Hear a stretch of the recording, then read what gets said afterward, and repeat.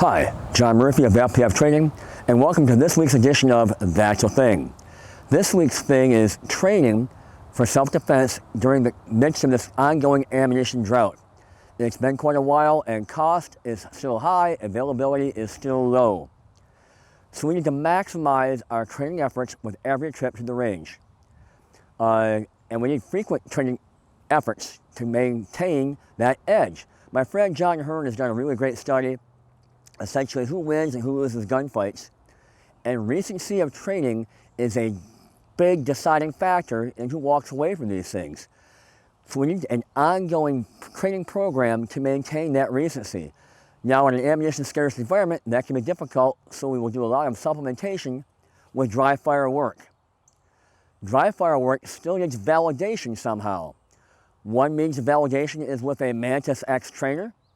And I would refer you to John Korea's YouTube channel, Active Self-Protection Extra, on that. And he has a Facebook group as well for the Mantis people.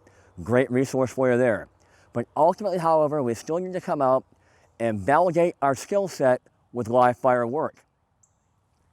When we come to a range, we should be working on one defined skill. Maybe shoot a qual course to see where you're weak. Is it one-hand presentation and shooting? Is it more distance, shooting a distance? Time to first shot, whichever. Identify that skill set to hone in on that session. Again, about 250 rounds a quarter, split up over 3 to 4 sessions, should be sufficient if you're supplementing with dry fire.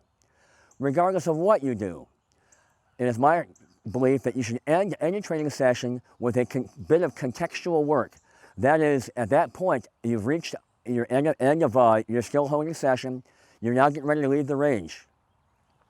So I want you to think about doing something, a course of fire, in the context that you would be defending yourself. Visualize that mortal threat. Address the target, preferably a human form silhouette, but whatever you might have available. And then fire a string of fire, 2-3 rounds, whichever it might be, that you could envision yourself using in a self-defense scenario. It might be as simple as this.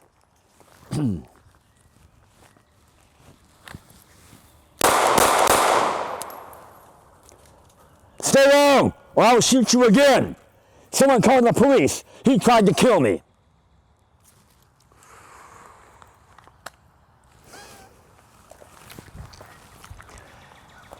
Hit anatomically significant parts of the target where you get maximum ballistic return on investment. Visualize a mortal threat. Recognize that you may be starting behind the curve.